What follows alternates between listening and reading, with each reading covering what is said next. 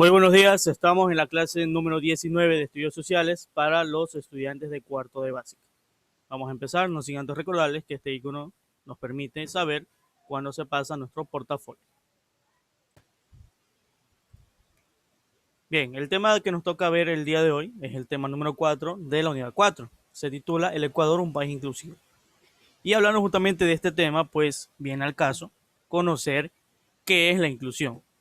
Y en palabras de organizaciones internacionales como la UNESCO, la inclusión se entiende como un enfoque que responde de forma positiva a la diversidad presente en todas las personas y a las diferencias que existen en cada una de ellas, por lo que se entiende la diversidad no como un problema, sino más bien como la oportunidad para enriquecer los valores de una sociedad mediante la inclusión o mediante la participación activa de estas personas en la vida familiar, en la educación, en el trabajo y en todos los procesos que involucra en una sociedad globalizada, una sociedad moderna.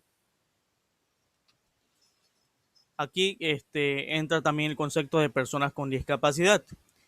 ¿Y qué es la discapacidad? Pues la discapacidad es una condición bajo la cual ciertas personas tienen la presencia de alguna deficiencia física, intelectual o sensorial que a corto o a largo plazo también afectan la forma de interacción entre ellos e interacción con la sociedad. Según la Organización de las Naciones Unidas, la ONU, una persona con discapacidad es aquella que posee una o más discapacidades. Y referente a las discapacidades, pues tenemos varios tipos de discapacidad. Tenemos, por ejemplo, la discapacidad motriz, visual, auditiva, intelectual y mental. La discapacidad motriz involucra la disminución parcial o total de la movilidad del cuerpo de uno o de más miembros. Tenemos aquí la discapacidad visual, que hace referencia a la pérdida total o parcial también de la percepción de los, perdón, aquí hay un error. Aquí hay un error, este concepto va del otro lado, ¿sí? Hacer la corrección cuando se pase a la clase. Pues bien, la visual es esta de acá, pérdida total de la visión o disminución parcial de la misma. Y la discapacidad auditiva es la pérdida total o parcial de la percepción de los sonidos. ¿Sí? Por favor, corregir aquí, es un error que se ha pasado por alto. Y tenemos también la discapacidad intelectual, que hace referencia a las limitaciones significativas de la función intelectual, digamos, una inteligencia inferior al promedio esperado, y también se relaciona mucho con la adaptación del individuo. Por último, tenemos la discapacidad mental, que son alteraciones o deficiencias de las funciones mentales. ¿Cuáles? Pues las relacionadas al pensamiento, a los sentimientos y a las relaciones. Esta discapacidad mental también se la llama discapacidad psicosocial. Ahora, la inclusión de las personas con discapacidad dentro de la sociedad eh, no solamente significa tener o reconocer la existencia de estas personas, sino también involucrar o diseñar o crear prácticas y políticas para poder identificar las barreras existentes y con el tiempo eliminarlas. ¿Cuáles barreras? Como por ejemplo los obstáculos físicos que existen, los obstáculos de comunicación y los obstáculos que son más importantes, los de actitud y los de pensamiento de las personas frente a esta situación.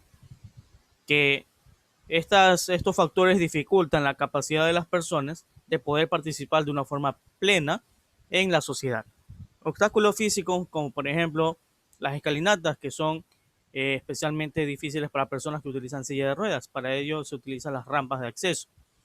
De comunicación, especialmente para las personas con discapacidad visual o auditiva. Y de actitud en general a todas las discapacidades, porque tenemos un estigma bastante fuerte sobre la discapacidad, de verlo como algo negativo y no verlo como lo que es básicamente es una condición, una característica que hace a la persona también, que no significa que la persona tenga menos capacidad en algún aspecto, sino más bien es una condición que no significa que se le deba excluir de las actividades cotidianas que se realizan en cierto aspecto o en cierto campo. ¿Qué estrategias se pueden aplicar para la inclusión? Pues hay varias de ellas. Aquí vemos recogidas algunas, como un trato justo de otras personas, es decir, sin que haya una discriminación. También otra estrategia es que los productos, las comunicaciones y el ambiente físico se utilice por la mayor cantidad de personas, inclusive las personas con discapacidad, que puedan disfrutar de o que puedan utilizar estos productos o servicios de manera plena.